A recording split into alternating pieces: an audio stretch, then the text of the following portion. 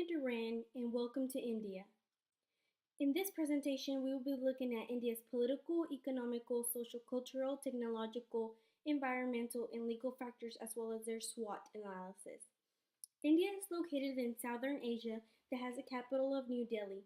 India shares its borders with Pakistan and Afghanistan, reaching a total area of approximately 3.3 million square kilometers. India is the seventh largest country by area. It is surrounded by the Indian Ocean, Arabian Sea, and the Bay of Bengal. India has a currency called the Indian rupee. It has a population growth of 21.34% with about 324 persons per square kilometer. Population-wise, India is home to the second largest in the world. The age structure for India, it has a higher percentage between the ages of 25 to 54 years of 41% and the lowest of 6% of the ages 65 and over. India has a government type of democratic republic with a parliamentary system. The government system is composed of the legislative, executive, and judicial branch. The legislative branch comprises the Lok Sabha, which is the House of the People, and the Rajya Sabha, which is Council of the States. Together they form the House of the Parliament. Similar, like the US, they have a president, which is head of the state, and their prime minister is head of the government. India has maintained a political stability on the weaker side. It has had an average value of about negative 1.15 points during the period of the years 1996 to 2015. They have a minimum of negative 1.52 points in 2003, and their maximum was negative 0.91 in 1996. Compared to the United States, India has a weaker political stability on the negative side, and the US has a stronger political stability on the positive side. India has maintained itself as a free country for quite some time. In 1998, India's position went from partly free to free, thanks to the growth of civic organizations that were putting their effort to strengthen human rights and protection. India's score is currently 77 out of 100, and 100 being the most free. Now, looking at India's rule of law index, compared to the United States, it has been weaker than the US. During the period between 1996 to 2015, India has had an average value of 0.06 points and a minimum of negative 11 points in 2011. Their maximum was 0.29 points in 1998. As we can see, it has decreased over time. The rule of law allows us to see the influence and the power of law that it has in society. India has been leaning more to the higher corrupt side than being cleaned. According to the Corruption Perception Index of Transparency, India ranks 79th out of 176 countries. The corruption of India is due to the excessive regulation, the complicated systems, the government with opaque bureaucracy, and the lack of transparent laws. The corruption in India is an issue. Why? Because it affects the country's economy, making it stay back or hold back. An example of India's corruption would be people having to pay bribes to be able to get a job, or even people having to pay bribes to get a service performed. Let's talk about India's and US economy. Economic liberalization measures including industrial deregulation, privatization of state-owned enterprises and reduced controls on foreign trade and investment began in the early 1990s in India and have served to accelerate the country's growth. India is growing average around 7% per year. On the other hand, US is one of the largest and most technological advanced market-oriented economy where private individuals and businesses make most of the decisions. US GDP growth rate is around 3% average. This snapshot provides comparison between two economies and shows what percent of GDP comes from different sectors. Now, let's look at the GDP growth rate comparison. India is one of the fastest growing economies in the world. In a new report titled The World in 2050, consulting firm PricewaterhouseCoopers projects that India's GDP would exceed US GDP in purchasing power parity in 2050. This would make India the largest economy in the world right after China. Let's look at GNI at PPP. On the left-hand side, we have a comparison between total GNI at PPP between two countries. GNI at PPP is a gross national income converted into international dollars using purchasing power parity rates. An international dollar has the same purchasing power over GNI as a US dollar has in the United States. On the right hand, we have a comparison on total GNI per capita, which is calculated by dividing total GNI by respective population. Economic Freedom Index. Well, Economic Freedom Index is an annual index and ranking created by the Heritage Foundation and Wall Street Journal to measure degree of economic freedom. As you can see, India ranks 143 with 52.6 points, whereas United States ranks 17 with 75.1 points. Higher the points, more economic freedom country has. Let's talk about foreign direct investment. In this chart, you can see foreign direct investment inflows and outflows between two countries. Foreign direct investment inflows are the value of inward direct investment made by non-resident investors in the reporting economy. Foreign direct investment outflows are the value of outward direct investment made by the resident of the reporting economy to external economies. Human Development Indicators. According to United Nations Development Program, Human Development Index is a summary measure of average achievement in key dimension of human development, which is a long and healthy life, being knowledgeable, and have decent standard of living. With a population of about 1.3 billion, India is the second most populated country in the world, and their most common language spoken is Hindi. Hindu is the largest religion in India, practiced by 81% of the population. The other 19 is comprised of Muslims, Christians, Sikhs, Buddhists, and Jains. In order to compare and contrast cultural and ethical differences, we look at Hofstede's cultural insights. First, let's go over power distance. India has a score of 77 when the United States has a score of 40. India's high score on this dimension indicates an appreciation for hierarchy and top-down structure in society and organizations. Real power is centralized, even though it may not appear to be, and managers count on the obedience of their team members. India scores a 48 when the United States has a score of 91 in the individualism sector.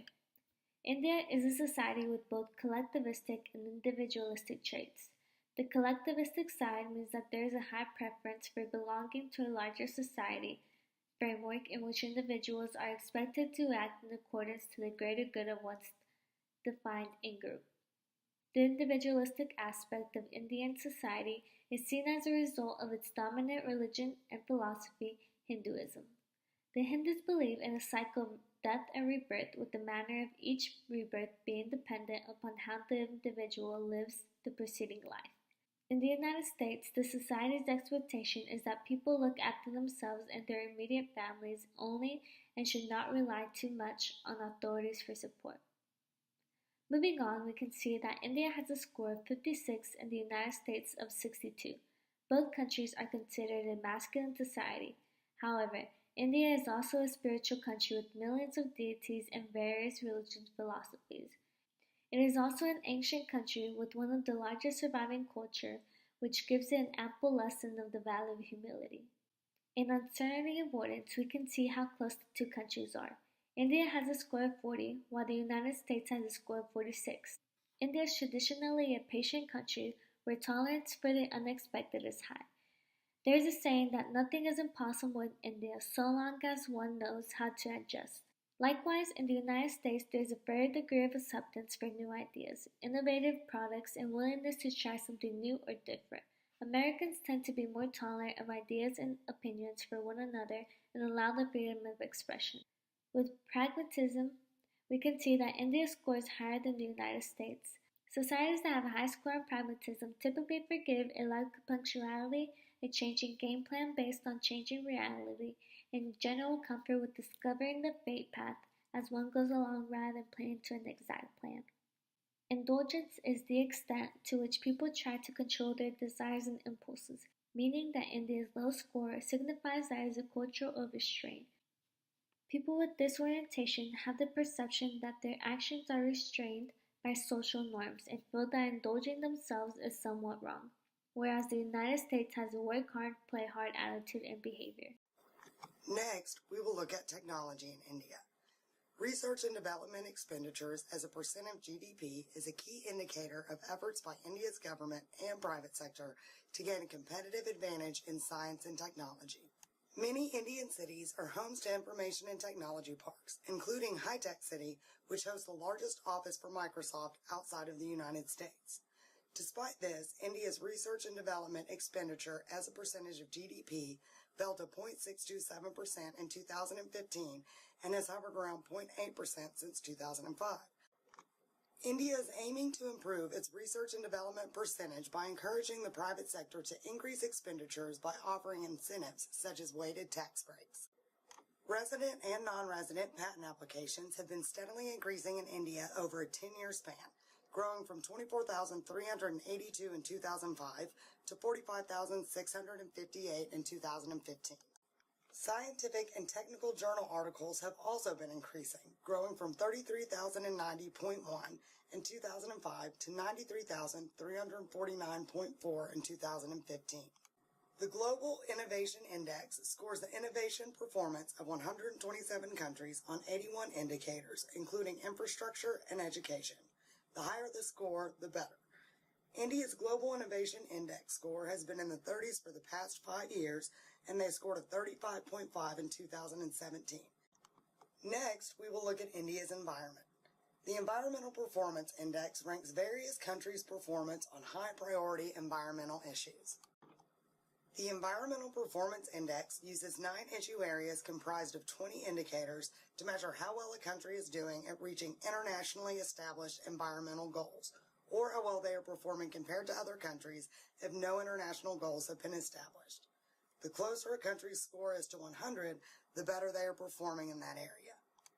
India's overall EPI score has hovered around 30 since 2006, but increased to 53.58 in 2016. India's EPI ranking also improved to 141st in 2016 from 155th in 2015. India's numbers are improving, but they have many high-priority environmental issues, including land degradation, loss of biodiversity, management of water resources, and air pollution. Of these, India had the lowest environmental indicator score in air quality, scoring a 28.07. India has taken notice and has made efforts to control its air pollution. In December of 2016, India shut down a major coal-burning power plant in Delhi and launched odd-even driving day restrictions. They also created vehicle emissions compliance standards that they began implementing at the beginning of 2017. We will now compare the legal systems between India and the United States. While the United States and India both have common law systems, the difference is that the court systems of India actually have another level of hierarchy in their court system as opposed to the United States. Another thing to note is that the Indian people have laws designated by religious freedom, which allows Muslims, Christians, Hindus, and etc. religions to share different or to be subject to different laws than others based on their religion in order to give them more religious freedom. Next, we will talk about the legal property rights graphs for India. With the exception of legal and political environment property rights, the property rights charts typically have a gradual increase in property rights, and the reason for this is because India is currently trying to move towards a more free market system view of their laws as opposed to what they had before. And the reason that there are discrepancies rather than just a gradual increase is because corruption within the government makes it hard to keep laws one way as opposed to another. But the laws are currently being adjusted to help fight corruption as well, and that's why there are sudden discrepancies. It is because of that same corruption that the legal and political environment property rights move so much more dramatically and do not gradually increase like the others do. Lastly, we will discuss the SWOT of India. As India is one of the fastest growing countries in the world, although half the workforce is still engaged in agriculture, it's still within the top 10 statistics of various energy and technology related statistics in the world. One of its greatest weaknesses is that it is one of the highest transit points for drug trafficking across the whole world. Its greatest opportunity is taking advantage of is that it's making headway in revising its legal system to better help the free market system reign, and its biggest threat is the high drug trade bringing other illicit businesses in the country.